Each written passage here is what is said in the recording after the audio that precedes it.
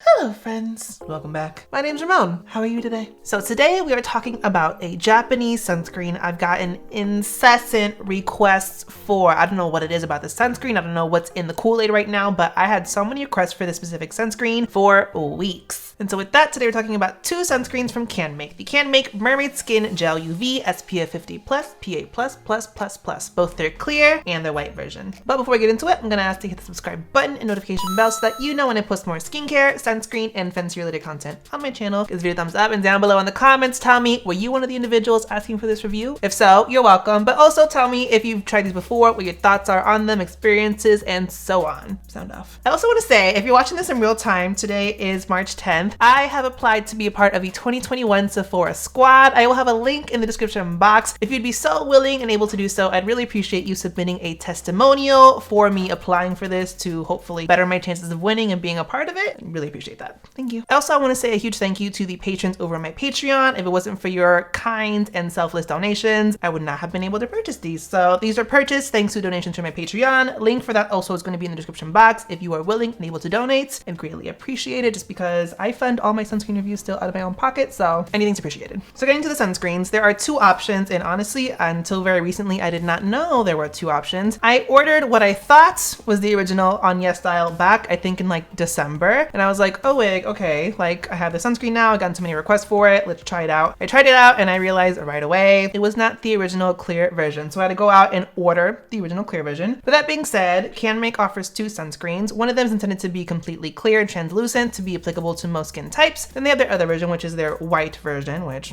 we're not going to get into that right now. But that's basically their tone up version. It's intended to give you a tone up by helping to visibly brighten or lighten the skin. But the tea behind both of them is that they're kind of semi-affordable sunscreens that are actually alcohol, fragrance, and essential oil free. So if you're down for all of that, these are two options for you. Looking at the claims from the Canmake website themselves, and this goes for both of them, these are powerful and delectably moist. And they both offer SPF 50+, PA4+. They are smooth gels that come with no roughness or stickiness. And they're recommended for those that prefer light, refreshing sunscreens, have a nice facial lotion texture, that are great makeup bases. They also really play up the lightweight yet moisturizing texture. And they say that after a face wash in the morning, this in itself is adequate enough to moisturize and give you some protection, so you get a very simple skincare routine. It's a great makeup base. They also keep saying that it has 85% beautifying ingredients without really elaborating what that means, but I obviously will explain a little bit more of the formulation as they get into each one. They also say these are great for body use as well, but I feel like if that's the case, he would finish his whole tube in like 2 uses, but that's something else. So those are the claims from Canmake's website. Explaining how I do the reviews for my channel for sunscreens, what I do is I apply a 1/4 teaspoon, and that's gonna cover my face, my ears, and my neck.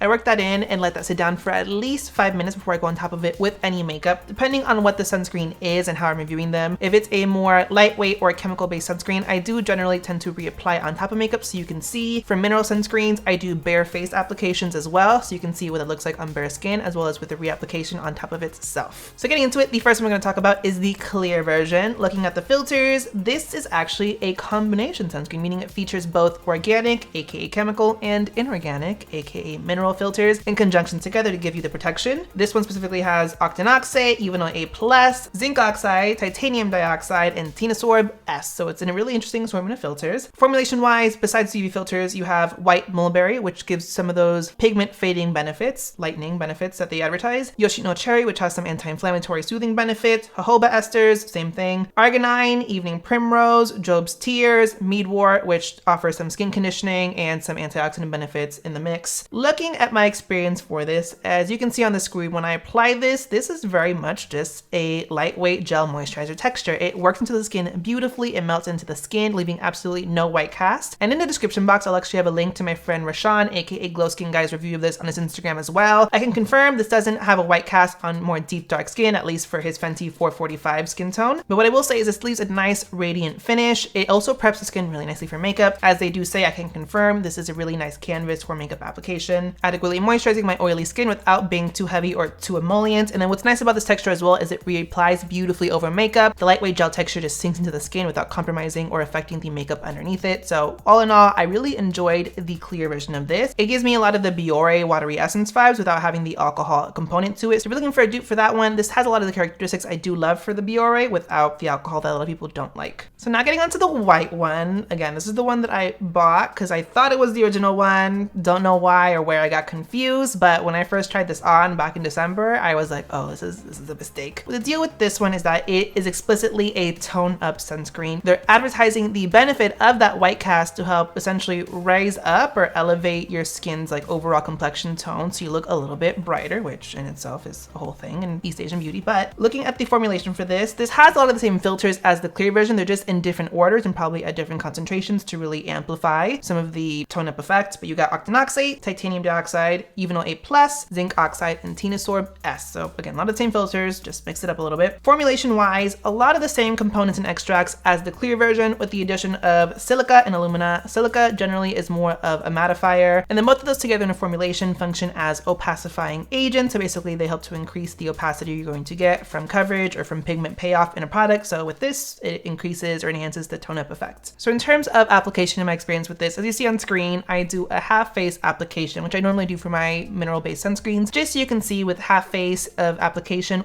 what white cast there is and to what extent, and this does have very much a tone up effect. Because I knew how this worked and I wasn't really testing this for the sake of testing it to be brown skin friendly, because I can confirm it's very much not so, I didn't do a full makeup wear test or anything like that. But you can see on screen, I put it on my face, it has a tone up effect. You see as it looks on my bare skin, and honestly what I will say about this is that it has a really nice texture, all things considered. It's very powder silicone-y, so it doesn't have a lot of negative effects of mineral sunscreens I normally find. But truth be told, this is not a sunscreen for me. It's not my desired formula or texture. Kind of my finish though. It is more of a mattifying finish. I'm not really testing it to the full extent I normally would for mineral sunscreen. So if you want a review of that, I guess let me know in the comment section, but just know this does have a tone up effect, has more of a mattifying finish. I do know this does prep the skin nicely for makeup, especially for more oily skin individuals, but I didn't want to test that out. What I will say though is I will have that on screen as well. When I was doing the wear test, I actually did 2 days worth of the wear test for the clear version of this because I messed up. And on the first day's of reapplication, instead of going in with the clear version for reapplication, I went in with the white version. I fucked up and I automatically knew right off the bat that I really messed up because I put on the white version and I was like, why is this not setting down over my makeup? So I can confirm that the white version is not good for reapplication either. So just know that. So my final thoughts on the Canmake Mermaid Skin Gel UV sunscreens. The clear one is a banger. This gives me a lot of things I like. Specifically, it's an alcohol-free dupe of the Bioré sunscreen I like a lot and I consider a holy grail. This does nicely moisturize your skin, leaves a nice radiant finish, but to me, it's not that heavy. As I mentioned, Rashawn had a review up on his Instagram that I have linked in the description box. He found that this was a little bit too shiny for him. It had no white cast, but it did show up prominently in his beard. And I will attribute that most likely to the combination elements of the sunscreen. Mineral filters tend to collect and essentially ball up in facial hair and hairlines. I didn't have that issue, you can see that on screen, but I guess it's more of a factor of how dense or how deeply pigmented your hair is on your face as to the severity of what that's going to look like on an individual basis. But overall, I had a great experience with the clear one, the white one not so much. In terms of pricing on these, so each of these is 40 grams. Japanese sunscreens go by grams as opposed to milliliters most times. These range about $15 depending on where you get them and where you're based out of. To me, they're not the most affordable. I definitely would want to see a bigger size, more jumbo out of these. I'm not a size queen, but when it comes to sunscreens, bigger is usually definitely better, especially for how much you're paying for these. So that's the only qualm I have with these, but overall I had a really great experience with the clear one, and I definitely would keep playing around with these. If you want an alcohol-free alternative to Bioré sunscreens, low-key, these are really good options. With that, that's my review of the Canmake Mermaid Skin Gel UV sunscreens, both the white and the clear version. Let me know down in the comment section, have you tried either of these? What your experiences were? Were they similar to mine or were they different? Do you love these? Sound off in the comments. Don't forget to give this video a thumbs up, hit that subscribe button, notification bell so that you know when I post more skincare, sunscreen, and fancy related content on my channel. Thanks for watching, guys.